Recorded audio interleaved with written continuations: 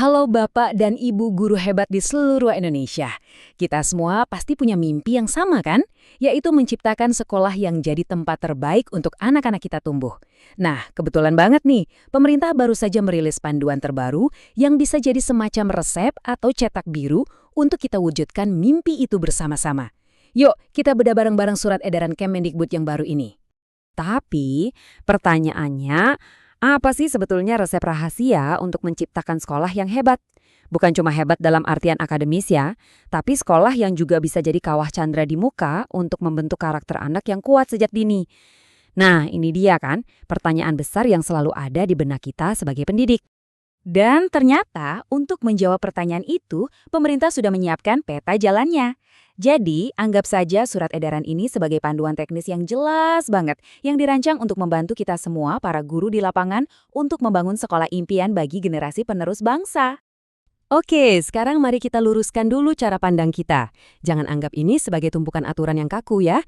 Anggap ini sebagai sebuah misi bersama. Nah, khususnya bagi Anda, para guru PAUD yang luar biasa, panduan ini ibarat toolkit yang super lengkap untuk memaksimalkan potensi anak-anak di usia emas mereka. Tujuannya cuma satu, membangun generasi unggul Indonesia. Inti dari panduan ini sebetulnya sederhana, tapi wow, dampaknya luar biasa. Yaitu mengoptimalkan capaian belajar sekaligus memperkuat karakter. Keduanya ini seperti dua sisi koin yang nggak bisa dipisahkan. Karena kita semua tahu, kecerdasan tanpa karakter yang baik rasanya nggak akan cukup kan untuk masa depan mereka? Baik, kita mulai dari pilar yang pertama, yang jadi fondasi dari segalanya, karakter. Enaknya, panduan ini sudah merangkumnya menjadi 7 kebiasaan dasar yang sangat praktis, yang bisa langsung kita tanamkan setiap hari di kelas. Apa aja tuh? Coba kita perhatikan deh, praktis banget kan? Mulai dari pembiasaan ibadah, rutinitas harian seperti bangun pagi dan merapikan diri, sampai olahraga dan makan sehat. Ini bukan teori-teori yang rumit sama sekali bukan. Ini adalah hal-hal konkret yang bisa langsung diintegrasikan ke dalam kegiatan bermain sambil belajar di PAUD. Dan dari sinilah disiplin, tanggung jawab, dan rasa percaya diri anak mulai terbentuk. Oke, karakter yang kuat tentu butuh rumah yang tepat untuk bertumbuh. Anak-anak nggak akan bisa belajar dengan optimal kalau mereka nggak merasa aman, nggak merasa nyaman di sekolah. Nah, disinilah pilar kedua hadir sebagai solusi, yaitu konsep sekolah ASRI. Jadi, ASR itu apa sih?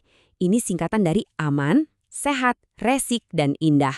Tapi ingat, ini bukan cuma soal kebersihan fisik atau lantai yang kinclong ya.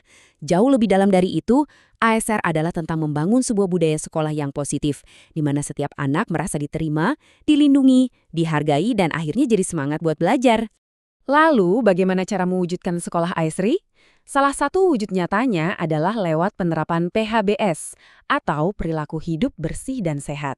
Ini adalah kegiatan-kegiatan konkret yang bisa kita ajarkan setiap hari.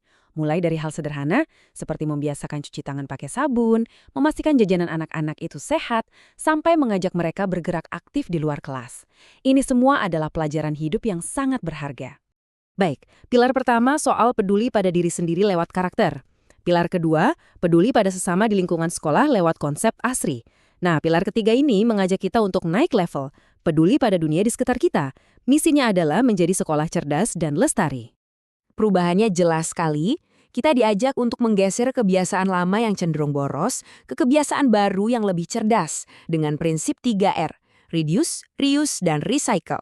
Mengajarkan anak memilah sampah organik dan non-organik, atau mungkin membuat karya seni dari botol bekas, wah itu adalah cara yang sangat efektif dan menyenangkan untuk menanamkan kepedulian sekaligus kreativitas. Dan ini nggak cuma soal sampah loh, tapi juga tentang hal-hal yang sering kita anggap sepele, seperti mematikan lampu saat kelas sudah selesai, atau memastikan keran air tertutup rapat setelah dipakai. Ini adalah kebiasaan-kebiasaan kecil yang kalau kita lakukan bersama-sama, dampaknya akan luar biasa besar untuk bumi kita. Nah, setelah kita membahas ketiga pilar tadi, kita sampai pada intinya. Semua panduan hebat ini, semua konsep bagus ini, tidak akan berarti apa-apa tanpa eksekutor di lapangan. Dan siapa eksekutornya? Anda, ya Bapak dan Ibu guru PAUD sekalian. Andalah kunci keberhasilan dari semua ini. Surat edaran ini sendiri dengan tegas menyatakan bahwa ini adalah tanggung jawab kita bersama. Jadi, setiap satu kebiasaan baik yang Anda ajarkan, setiap lingkungan asri yang Anda ciptakan di sudut kelas Anda, itu adalah sebuah investasi yang tak ternilai bagi masa depan anak-anak didik kita. Jadi, setelah kita bedah semuanya, pertanyaan terakhir ini saya kembalikan kepada Anda. Tidak perlu memikirkan rencana yang besar dan rumit, cukup satu langkah kecil saja. Kira-kira langkah konkret pertama apa yang akan Anda ambil di kelas Anda besok pagi untuk memulai misi mulia ini?